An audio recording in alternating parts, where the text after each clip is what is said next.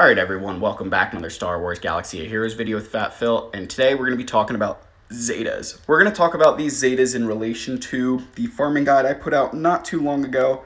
I think that the farming guide is really good for new players. These Zetas are going to complement this guide, right?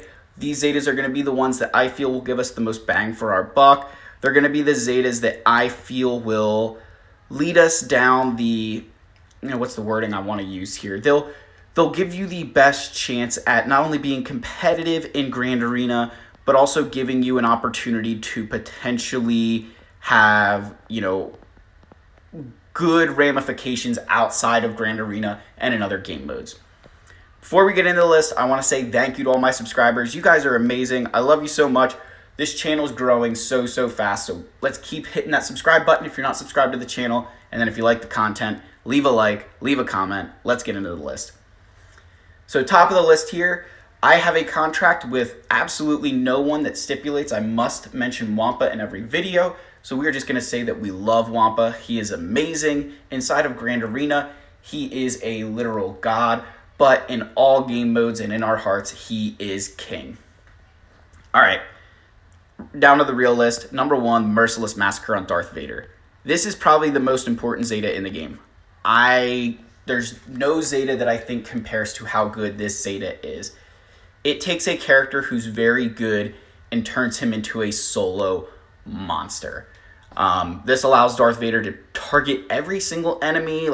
There's so many things in here. I'm not even going to read all of this stuff that goes into this kit. Just know that this is the best Zeta in the game. It is. I don't care that there's Galactic Legends, everything else. That is the best Zeta in the game. It makes this character so much better. So number 2 is the Galactic Emperor of the Galactic Empire. Now, 2 Empire characters right off the bat. The reason we're going to do both of these characters. So number 1, the lead Zeta here is just going to give us additional turn meter when they expire.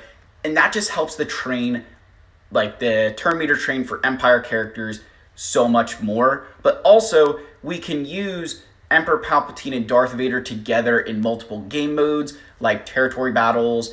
If we need to punch up in teams, right? They're a really good combination of characters. They're also, the reason we want to do this is for events like the Assault Battle for Sith, where Emperor Palpatine and Darth Vader are both Sith. And then the Emperor Palpatine lead is really good for that. And then also for the Empire one, we can use them as well. So it's kind of a, kill 2 birds with 1 stone. It's a fantastic lead, and even without Darth Vader in the team, it's still a really good lead. All right, number 3 on the list is It Binds All Things with Commander Luke. So while he has multiple Zetas, this is the one of his that I think is the most important. Again, it's just going to give him additional banner recovery, and then when he inflicts debuffs, he's going to gain turn meter. So he's just a really great character. I love that Zeta. I think of his 3 Zetas that he has, that's the best one to get early on. All right, number 4 is Jolee, and I believe it's this ability that adds the revive. This is the best Zeta you can get on most Jedi. I'm not going to say it's the best Zeta for a Jedi, but it's one of the best, and we want to get it before anything else, because while adding other Zetas to Jedi can make them really good, this revive ability allows him to revive the entire team, right? He's the old Daka of Jedi, so that revive ability is so important. If you're doing a game mode like Galactic War, you lose some characters, boom, they're right back. It just makes them so much better.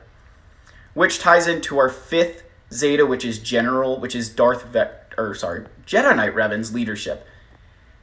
Of his 3 Zetas, again, I believe it's the best one, right? Hero and Savior are both really good, but I think General just adds another level to that Jedi team that's missing without it. So we're going to go ahead and get General first. The next Zeta we're going to get is On the Hunt with Bossk. Now, if you guys remember in the farming guide, bounty hunters, even though they were after our First Order here, you guys remember that this guide isn't necessarily linear, right? That we're listing out that these are the characters we're going to need, right, for things. And so what we want to do with Bossk here is we're just going to give him that leadership ability because it adds another level of survivability to that team, It makes his ship better. It's just a really, really great Zeta. So we're going to throw that leadership Zeta on him and make him our bounty hunter lead for a very, very long time. We're going to pause here for a second and just say that Han shot first. I don't care that George Lucas went back and edited. We all know that Han shot first. And, his ability here shoots first. The Zeta, what it really does is, it gives him additional critical chance, which is never a bad thing. But more than anything, it allows him to attack again. Now, he won't deal as much damage, but you have to remember with his basic ability that if the target has more than 50% turn meter, he removes 35%. Otherwise, it's going to deal 75% more damage. So if you attack somebody with 60% turn meter, Han is going to remove 35 of that, and then his next attack is still going to deal more damage because they have less than 50% turn meter now. So that double attack is so amazing. It's a, it's a beautiful ability.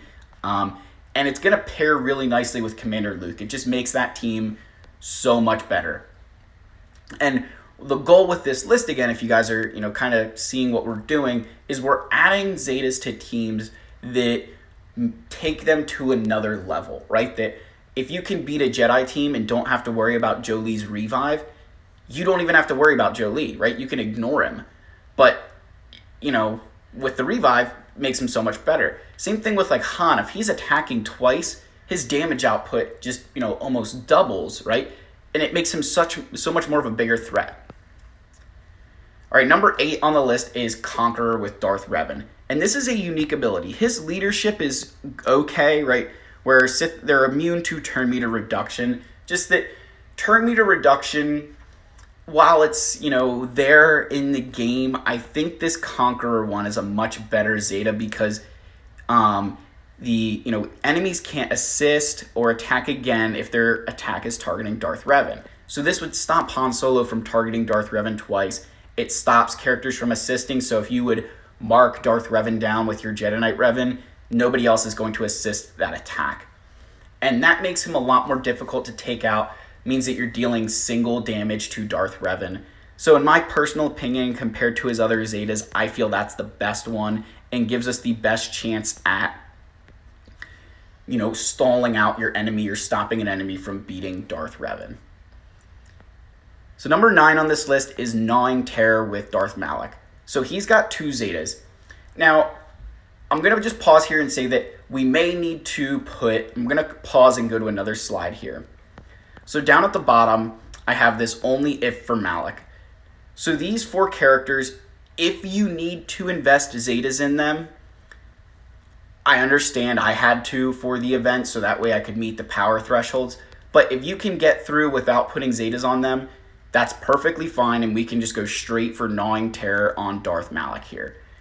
Of Darth Malak's Zetas, he's got the Jaws of Life here, which, the first time he reaches certain thresholds, right, he's going to take a bonus turn.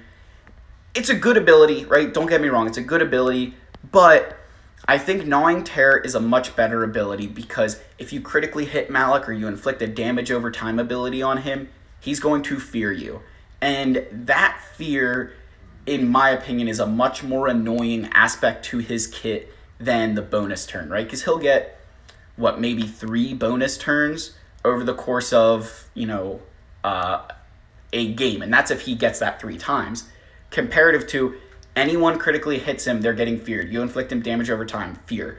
So that can happen it's going to happen way more than 3 times over the course of a battle. So I think that's the Zeta to go for. That's the play that we want for Darth Malak.